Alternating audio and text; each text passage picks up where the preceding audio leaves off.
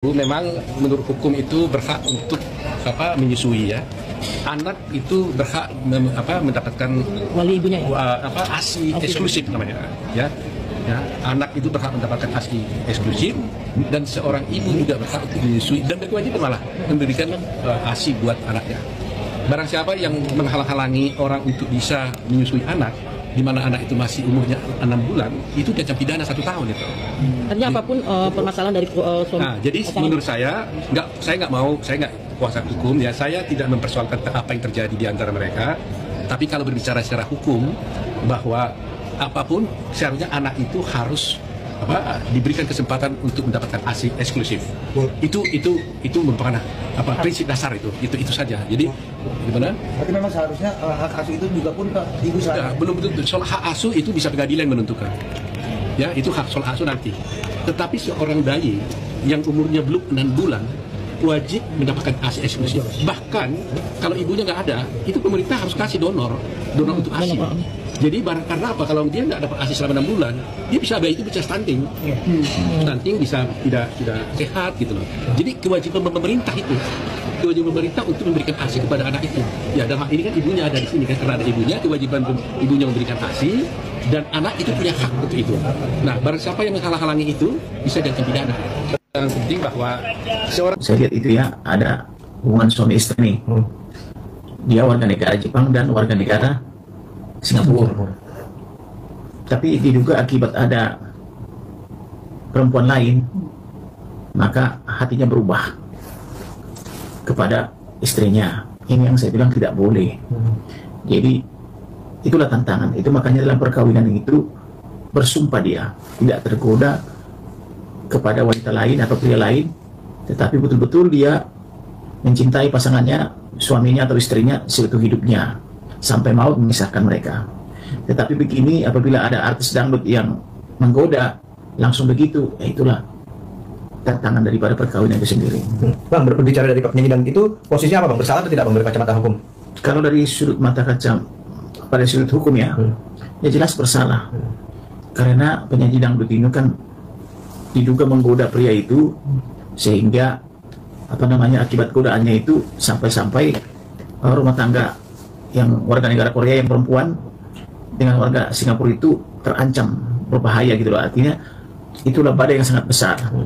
Kemudian warga Indonesia yang pedangdut tadi diduga juga ikut merampas daripada bayinya, sedangkan bayi itu kan baru 3-4 bulan ya. Dia tentunya berhak sama ibunya.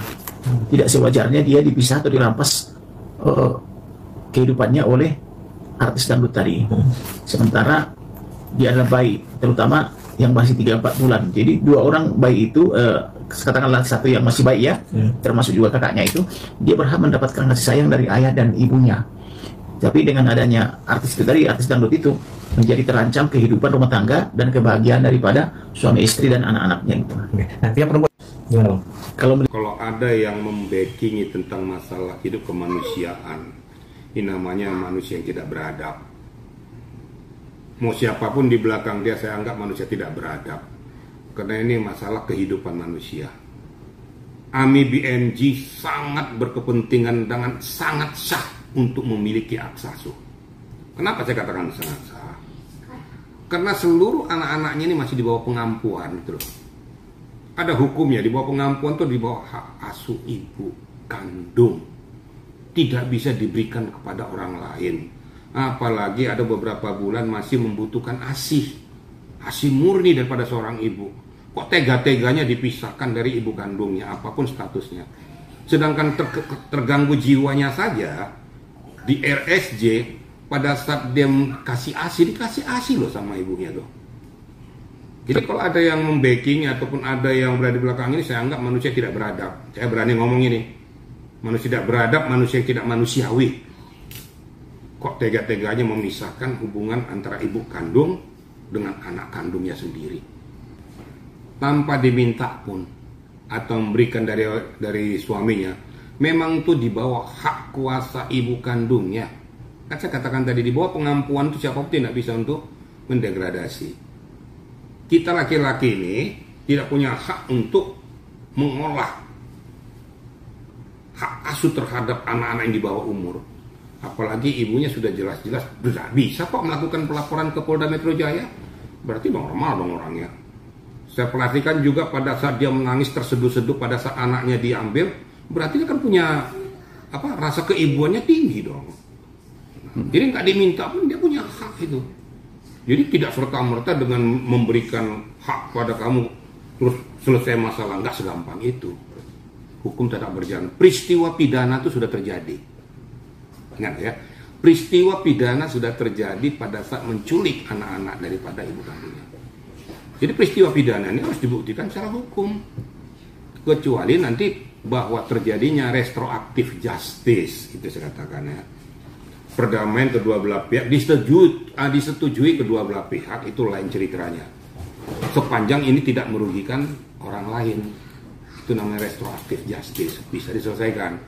Tapi kalau seandainya mau kamu lanjut hubungan kau dengan si perempuan itu, silakan saja, itu hak kamu, tapi kamu tidak bisa mengkebiri hak asuh saya terhadap anak-anak kandung saya. Itu kira-kira kriteria hukumnya begitu. Pertemuan dua warga negara asing di negara kita, dan yang kami sayangkan ada sosok ya seorang artis katanya atau public figure warga negara Indonesia yang turut ya terkait dengan persoalan rumah tangga antara Ami dan Eden Wong. Yang dimana kami melihat ada satu tontonan yang tidak pantas. Seorang artis atau public figure ini menggendong, membawa pergi anak yang masih kecil, di bawah umur masih bayi kalau nggak salah ya, saya lihat itu di hadapan orang tua atau ibu kandungnya. Ini yang betul-betul kami sayangkan. Ya, ada jawaban dari pihak Eden Wong bahwa public figure atau artis yang berinisial P ini hanyalah orang yang bekerja atau ada kedekatan. Justru kami melihat seharusnya, karena ini di Republik Indonesia kejadiannya, dia sebagai warga negara Indonesia seharusnya bisa ya menjembatani konflik tersebut. Jangan malah ada berpihak ikut di salah satu warga negara asing ini. Apalagi yang kami sayangkan membawa anak dari ibunya loh, ya. Kecuali ibunya nggak ada, ini ada ibunya loh di depan. Bahkan kami lihat kayak seperti ada perebutan. Ini anak siapa? Apa anaknya si public figure itu? Si artis itu kan bukan. Ini anaknya Emi loh, ibu kandungnya. Yang seharusnya berhak, yang menggendong itu harusnya ibunya. Nah, tapi yang kita lihat di video viral yang sudah benar-benar tidak enak atau menjadi tontonan yang negatif buat masyarakat Indonesia, dia membawa pergi di tangga, dia bawa naik ke atas, menghilang, dan tidak memberikan ruang atau akses hingga saat ini, sehingga si ibu harus berjuang datang kemana-mana, ya, mengadukan nasibnya, meminta dukungan untuk bisa bertemu atau kembali anaknya diperlukan dia. Apa perannya warga negara Indonesia ini, apa sebagai apa kapasitasnya? Nah, inilah yang bukan masalah Hotman Parisnya. Kalau Hotman Parisnya itu saya nggak pandang ya. Jurus dia bling kayak begitu itu cuma gimmick doang, teman-teman, marketing ya. Di balik itu kalau kita lihat ilmu hukumnya cetek, teman-teman ya. Jadi itu bukan perkara serius buat saya. Yang saya perkarakan, yang saya pikirkan adalah jangan sampai anak menjadi korban dengan peperangan, terjadinya perselisihan, pertempuran antara dua lawyer Indonesia, teman-teman ya.